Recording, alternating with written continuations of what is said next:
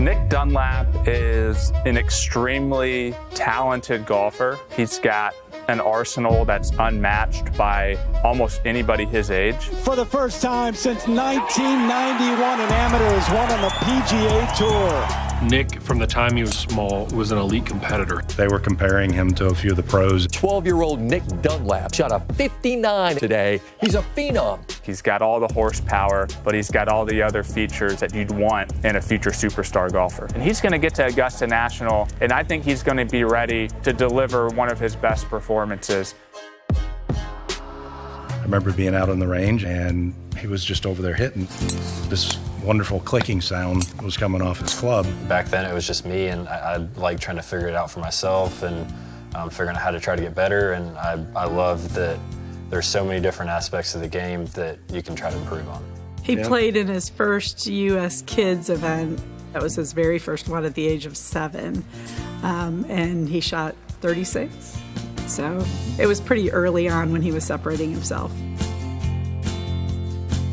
I was pretty emotional as a kid on the golf course. I still am.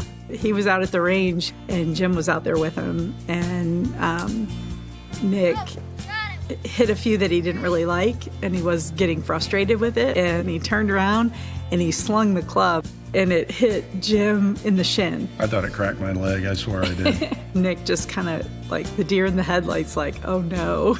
And I think probably the day after, or maybe 2 days after, is when he met Brett McCabe. I'm Dr. Brett McCabe. I'm a clinical and sports psychologist. Been around Nick Dunlap since he was 10. I'd say Nick's got a little bit of a, he's got a little bit of a complex makeup in the sense that he's different than what we normally see for golfers.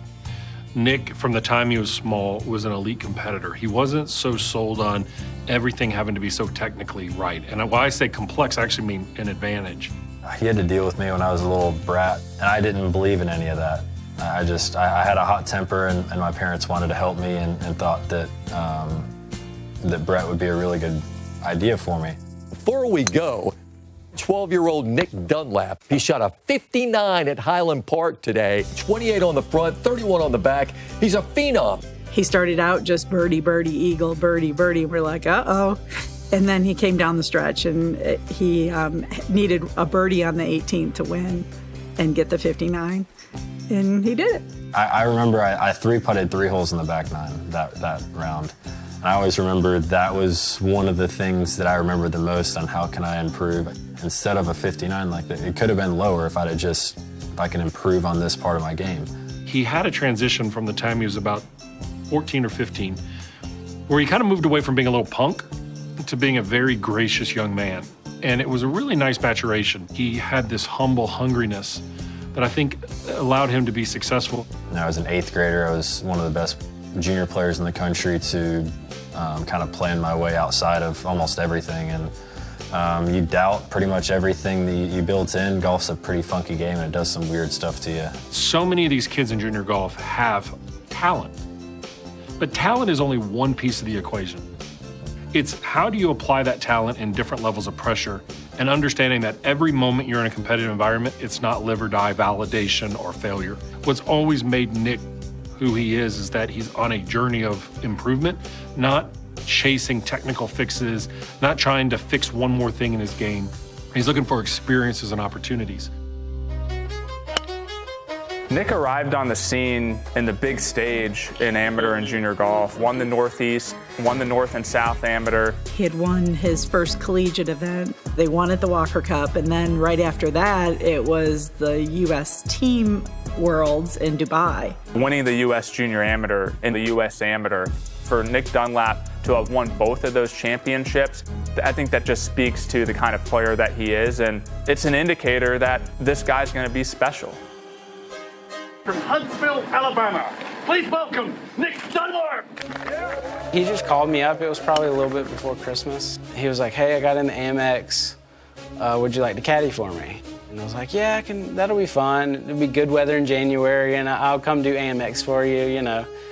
More just a favor and a fun time for a buddy. Leading into that, my entire goal is to play as well as I can, but to make the cut. I think he birdies the first hole on Thursday and eagles the second hole, and And really from then on, it just felt like kind of a magical week. Like I didn't even know what I was at. We were just kind of having fun. We were messing with each other all day, and I'm through 13 or 14 holes, and I had no idea how many under par I was. I was like, I don't know, and I start looking over at the standing there, like trying to figure out, add it up, what he was at. And so he was obviously playing some incredible golf. He sleeps on the lead, and most of the time, a 20-year-old PGA Tour event paired with 2 Ryder Cuppers, when is he going to choke? Saturday was the first night where I think we were both a little bit restless. It was like, he's got the lead. How's he going to handle this? We're about to be playing with JT and Sam Burns, and it's about to be real tomorrow. He always embraced the pressure, and I really feel like he's taken another step forward with Brett McCabe. I talked to Brett multiple times that night and then in the morning that was the scary part, is you don't know how it's going to play out. You don't know if you're going to go shoot 65 and win by 8 or 77 and blow up. So we talked about the fact that being in that final group was going to be a different round of golf than anyone else on the golf course. And it was not going to go according to plan.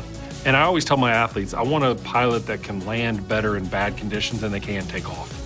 Because I want them to trust their skills that they can always manage it. Tried to keep the process the same, breathe, walk slow. 7th hole, hits an iron, hits it into the water, and at that time you're thinking, oh no, this is the moment where Nick Dunlap loses the tournament. He hits it in the pond on 7, and immediately I was like, well, this is our adversity, how are you going to handle it? I've proven to myself that I can do it, and I can win on the best level, and now I have to try to go do that. I don't have to try to be perfect to do that. I just have to go and play the best I can. I knew if I just give him some confidence in that moment, he was going to pour it, and he did. I don't remember hitting the putt. I remember everything leading up to it. I remember looking up and seeing where it was, but I don't remember hitting it. History in the desert. For the first time since 1991, an amateur has won on the PGA Tour. Nick Dunlap wins the American Express.